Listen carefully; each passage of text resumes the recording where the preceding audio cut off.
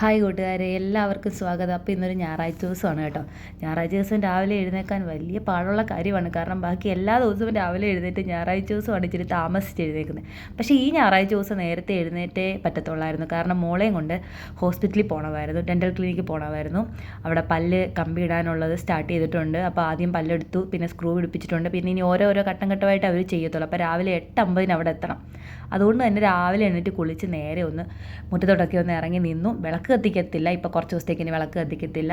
അതുകൊണ്ട് ആ ഭാഗം ഇല്ലാത്തതുകൊണ്ട് കുറച്ച് നേരം മുറ്റത്ത് പോയി നോക്കി നേരെ അടുക്കളയിൽ വന്ന് രാത്രിയിലെല്ലാം തുടച്ച് വൃത്തിയാക്കിയിട്ടാണ് കിടക്കുന്നതെങ്കിലും രാവിലെ ഒന്നുകൂടെ ഒന്ന് തുടയ്ക്കും ഗ്യാസ് ഇരിക്കുന്നിടമെല്ലാം.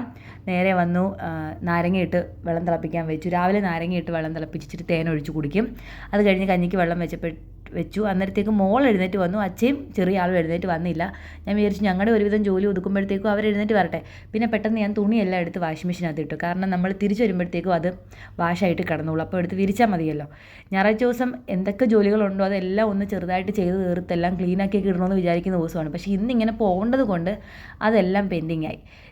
എനിക്കാണെങ്കിൽ രാവിലെ എല്ലാം ചെയ്താൽ ഒന്നിച്ചതെല്ലാം അങ്ങ് ചെയ്ത് തീർക്കണം. അപ്പോൾ അതുകൊണ്ട് തന്നെ ചെയ്ത് തീർത്തിട്ട് പോകുന്ന ആ ഒരു വഴിക്ക് പോകുമ്പോൾ നല്ലതെന്നാണ് എൻ്റെ ഒരു വിചാരം. പിന്നെ തിരിച്ച് വന്നിട്ടൊന്നും ചെയ്യാനായിട്ട് വെച്ചേക്കുന്നത് എനിക്ക് ഇഷ്ടമല്ല. അതുകൊണ്ട് ഞാൻ രാവിലെ എളുപ്പമാക്കാൻ കടല വെള്ളത്തിലിട്ട് വെച്ചിട്ടുണ്ടായിരുന്നു. അത് കുക്കറിനകത്തെല്ലാം ഇട്ട് ഒഴിച്ചു. അത് കഴിഞ്ഞ് പുട്ടിനെല്ലാം റെഡിയാക്കി. പുട്ട് ഓരോന്നോരോന്നായിട്ട് പുട്ടുകുറ്റിയിലുണ്ടാക്കാതെ ഞാൻ വെച്ച് ഇഡ്ഡലിക്കുട്ടത്തി വെച്ച് ആവിയിൽ പെട്ടെന്ന് ഒന്നിച്ചങ്ങ് പുഴുങ്ങിയെടുക്കുക. അപ്പോൾ എളുപ്പം ജോലി കഴിയുമല്ലോ. ആ സമയം കൊണ്ട് വേറെ ജോലിയെല്ലാം ചെയ്ത് തീർക്കാമല്ലോ.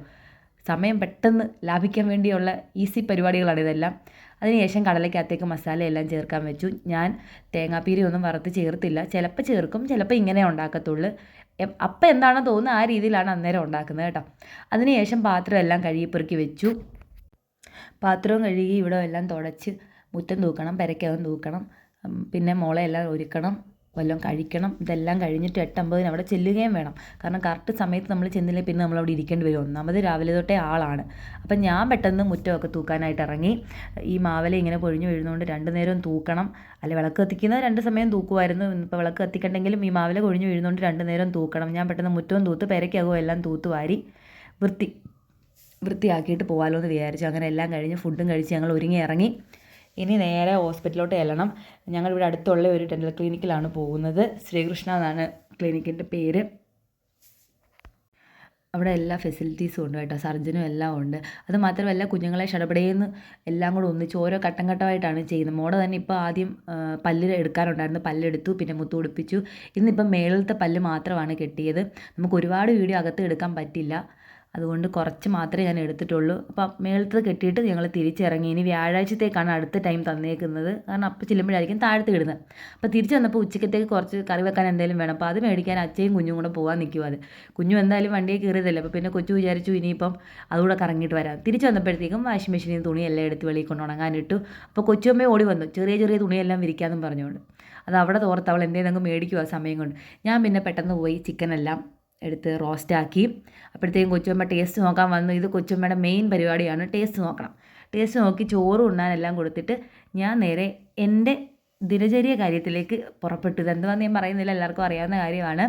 അതിനുശേഷം അതെല്ലാം കഴിഞ്ഞതിന് ശേഷം ഞാൻ വന്നു ചായ ഇടാൻ ടൈമായപ്പോൾ ചായ ഇടാൻ അടുക്കളയിലേക്ക് വന്നു. അവർ രണ്ടുപേരും ഉറങ്ങി. അച്ഛയും കൊച്ചുമ്മയും ഉറങ്ങി, ഞാനും മോളും ഉറങ്ങിയില്ല.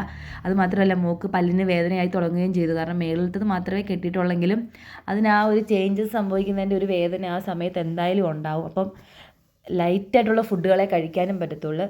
അതുകൊണ്ട് തന്നെ പെട്ടെന്ന് ചായ ഇട്ട് ഞാൻ പീസ് കേക്ക് മേടിച്ച് വെച്ചിട്ടുണ്ടായിരുന്നു. അതും വെച്ചിട്ട് ഞാൻ പോയി കൊച്ചുവിനെ അച്ഛയും വിളിച്ചുകൊണ്ട് വന്നു.